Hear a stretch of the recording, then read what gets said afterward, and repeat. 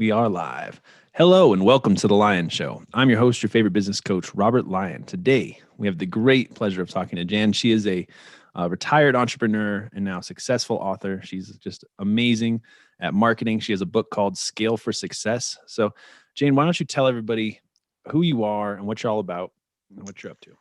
Hi. Well, thank you firstly, before I even launch into any of that, thank you very much for having me on the show. I know you had a battle to get here through the snow today, which makes it a double thank you from me because that's not fun. But I really appreciate talking to you.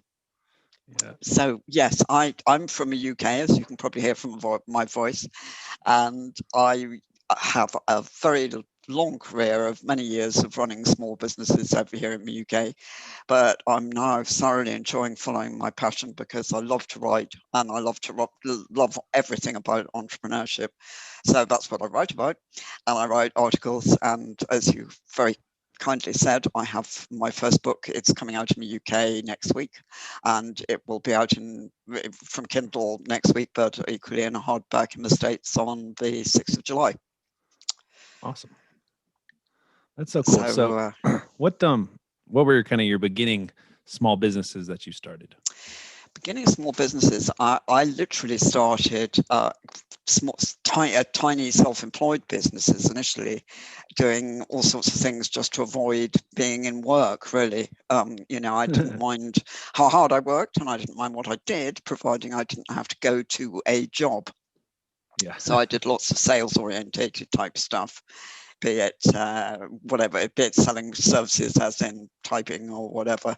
I know I do quite a lot of cooking, and I sold sandwiches around offices, and just I did and some book research and all sorts of things, which was great experience actually, and taught me so much about business. I always say, I mean, selling sandwiches sounds around offices sounds crazy, but actually it's such a good grounding for business. You Yeah. get to learn about what works, what doesn't work. You get to know about pricing. You get to know about dealing with customer feedback. I highly recommend it. As a starting point, it can't be beaten. So that was my real first initial steps. And then later on, I had a manufacturing business, of all mental things to have. And it's a real tough gig, manufacturing. Goodness, it's hard. And I had that for about 20 odd years. Built it up and to a certain size, but I battled to try and scale it further, and couldn't. I got stuck and I got worn out in the end, burnt out. And I became fascinated. The more I learned about business and entrepreneurship and how other people were doing, and I could see lots of people getting stuck at this particular stage. And I could see what you could do. I could see the pitfalls that maybe definitely I was falling into, and that other businesses were possibly falling into as well. And I started talking to people about it and saying, why is this big leap so hard? And we're talking about going from maybe 1 mil plus turnover to 10 mil, that big sort of transformational stage. Why is it so hard? And I became obsessed with it and wanted to learn everything about it. And actually, the book is really part of that journey. It's everything I found, and a lot of chatting to people about exactly that. People who actually have done that scale successfully.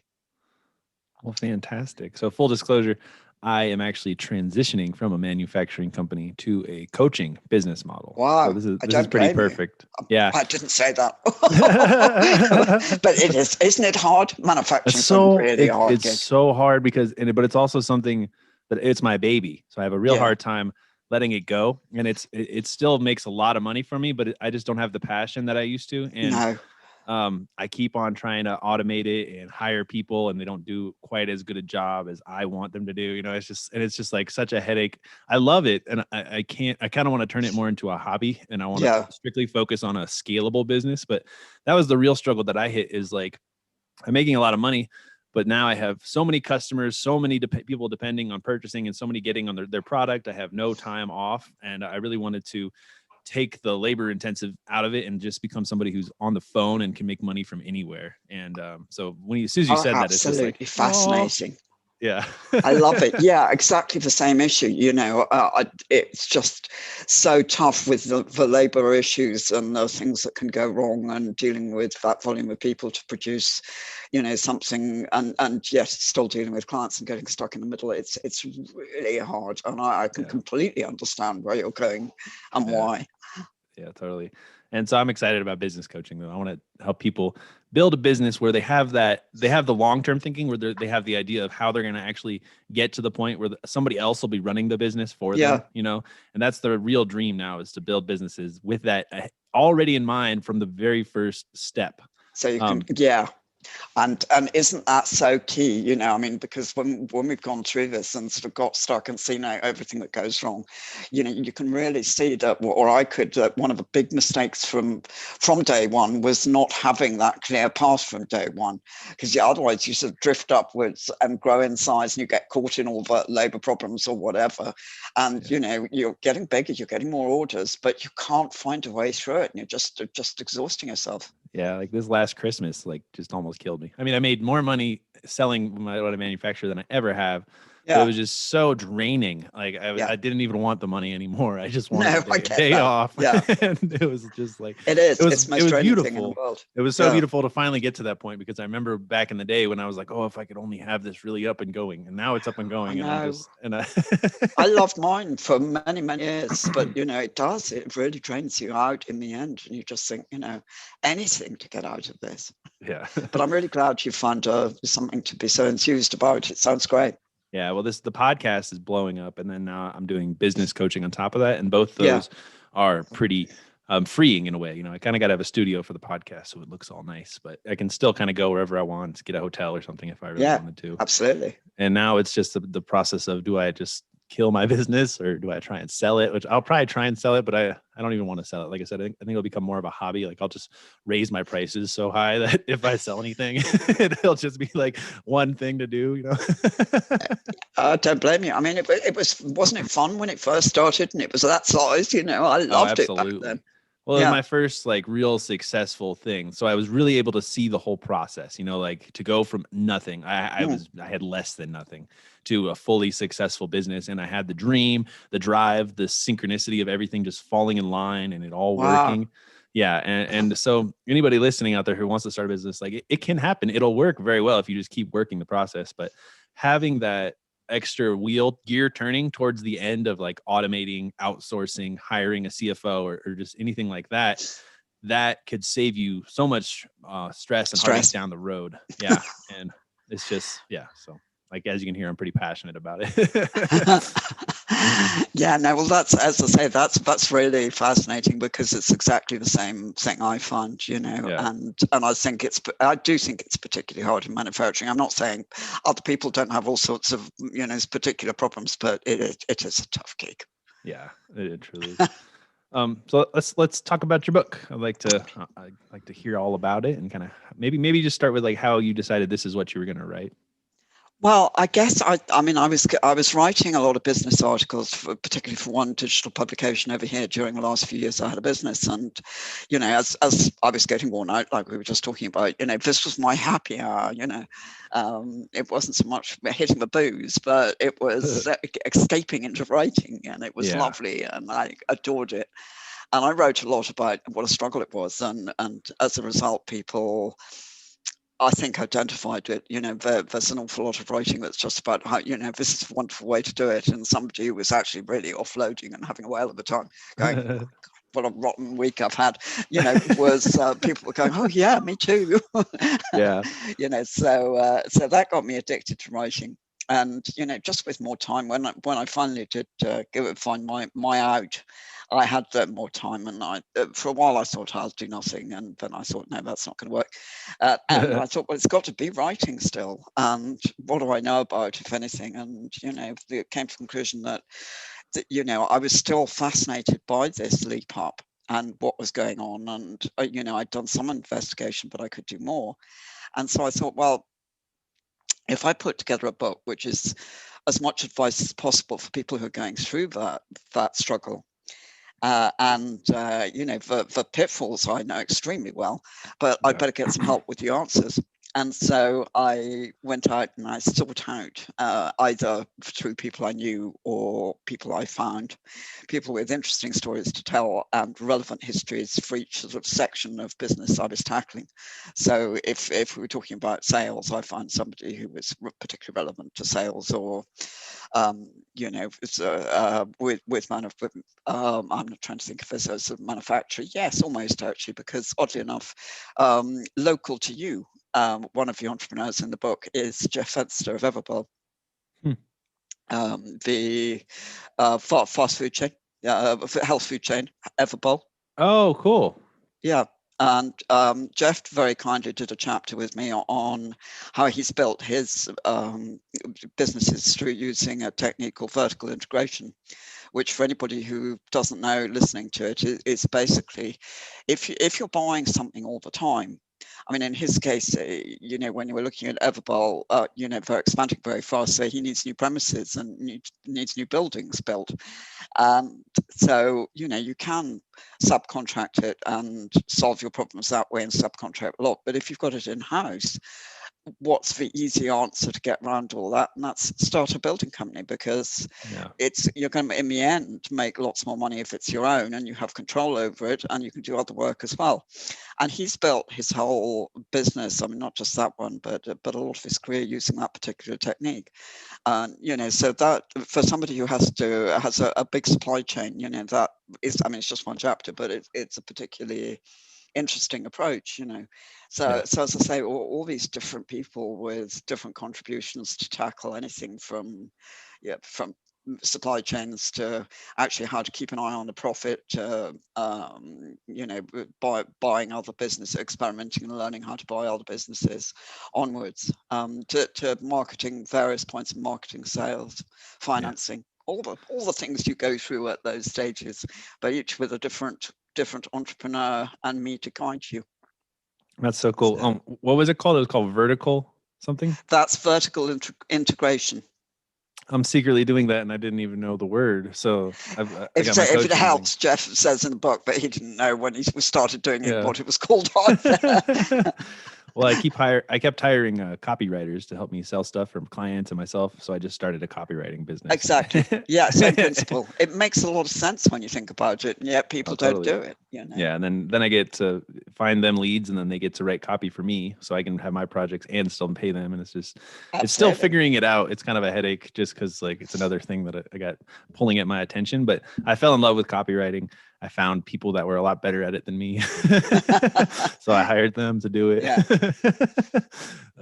So that's so cool. So, what are your thoughts about marketing? What really marketing? I mean, we looked at lots of different areas of marketing in the book, and I talked to quite a few experts. I think marketing is something that people go wrong on very easily, and particularly in the growth stage, because up till that sort of first million, and I'm being very rough here because it depends on sector and on business and the amount of labor you've got and everything else, but approximately around there, you're still at the stage where you'll sell absolutely anything to anybody, whether you've got, whether you own it, whether you've seen it in the street, but somebody comes along our street, you'll sell it, and that's great. And it's so exciting and it's lovely. But of course, you can't actually grow to a large size doing that. You have to work out what your offering really is and what it has a great big gap in the market for, and really refine it and get it perfect and paying the most and everything else. So marketing comes into its function in a whole different way at that size, which it hasn't possibly up to that point. Mm-hmm. So it becomes more and more crucial as you grow, I think, for one thing. Yeah, I've had a few very large marketing epiphanies lately, which I'm super excited. So the first one is I kept building people funnels and helping them make these funnels.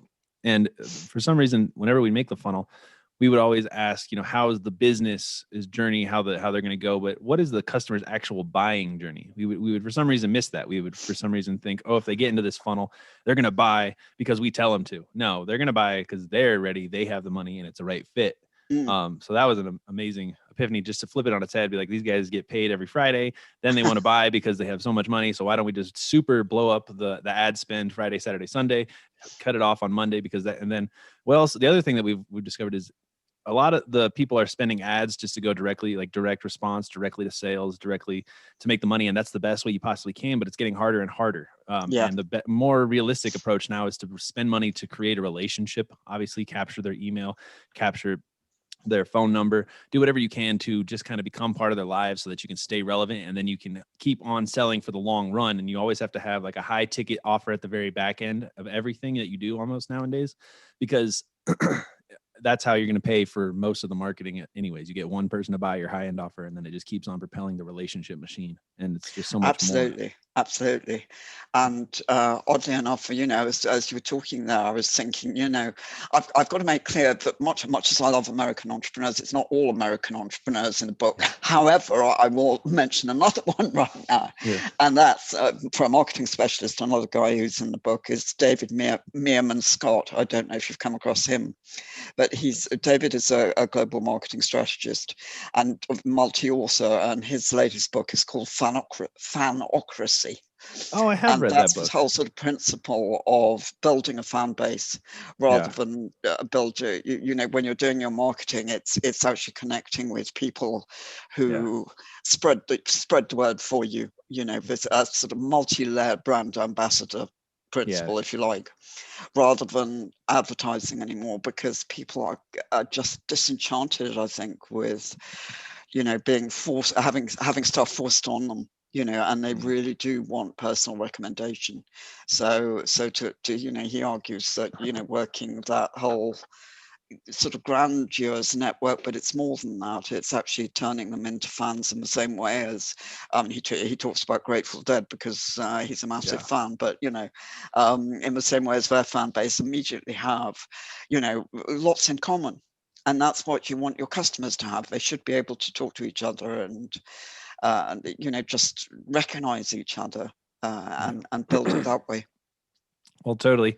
If you create a product that people identify with, like if they say, "Oh, I'm the type of person that buys this type of thing," and then they're a fan of you as well, like you can scale infinitely because you have a specific customer avatar. You have a fan. You have a way to turn them into a community or a tribe-like essence of stuff. Yeah, no, I love it. I love marketing. That was really my first entrepreneur bug. Like when I was manufacturing, I was trying to figure out how to sell it and everything. Yeah. And then, I was one of the first people online with my product to sell it, and that was really kind of our kickoff. It was just me experimenting with different marketing avenues, and just kind of keeps going. It keeps getting more complicated. Yes. Yeah. It does. Really, I mean, that's another thing with marketing. It keeps on, as you say, it keeps on changing. It keeps on evolutionizing, if there's such a word, which I don't think there is, but I'm sure you get what I'm trying to say. Yeah. And that's I think why people are in part get very easily overwhelmed by it. That and the combination by where sort of told we have to be brilliant on every social media on the planet, which of course is nonsense. Nobody could do it, even a full-time marketeer.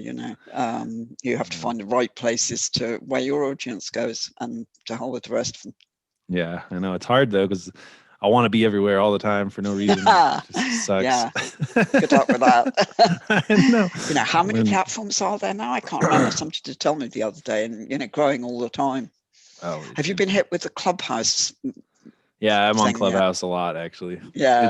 It's not as amazing as everybody makes it out to be. And the thing that pisses me off is I go on Clubhouse and it's people talking about Clubhouse, how amazing Clubhouse is while they're clubhousing. And it's like, yeah, come on, like drop some value, and then this has a real purpose. Yeah. I do. I mean, I'm not on it, I have to say, but because I don't happen to have that correct make of mobile. But I wonder if it'll be a bubble that'll burst. I don't know. It has value. It's just going to be another tool in your quiver. That's all it's going to be. It's pretty cool because I get to listen live to a lot of really Jay Abraham was on there talking, and I got to hear him live today. Like not today, but recently. That was awesome. That was just like, oh. So there's stuff like that really kind of makes it stand out as opposed to other platforms. But it is what it is. But do you think it'll retain people like that? I mean, once the novelty factors worn off. Well, what they're doing is they got an evaluation of like $1 billion. I know, I saw. Yeah. Now what they're going to be doing is they're going to be charging stuff. They're going to have your ability to tip. They're going to have your ability to make a membership. And I think once they start charging money, I think it might lose its love a little bit. But I mean, it's pretty powerful. I can't Yeah. you can't knock it. It's very powerful. So we'll see what Oh, happens. And I it already mean, has hats a off to them. global. They've done Yeah. an unbelievable job of launch. I mean, you know, Yeah. must be I one think. of the most successful things launched ever, and as fast to go to the Yeah. craze it has. Yeah, for sure. It's nuts. I wish I would have invented it. No. Yeah, me too. Darn We missed it. it. Damn it. Aha. That's about it though. So I'd like to just hear a little bit more. What was some of the most like fun facts that you learned when you were writing about scale for success? Oh wow. I mean, I think, gosh, they all my 30 who I'm immensely proud to be associated with, they all talk about their journeys because, as I say, I mean, I picked people whose journeys were relevant to the subject, if you like. Yeah. But equally, they talked about their own personal development. They were incredibly honest, all of them, about, which is precisely what I wanted them to be. But they did a brilliant job of being honest about their failings and their Yeah. openness, and the things they'd tried and worked. You were talking about customer journey. That's something that came up a lot, that people had to work out what the best customer journey was. But also their personal journeys. I think it's interesting. I do write quite a lot about entrepreneurs' mental health. Not in the book, but just generally.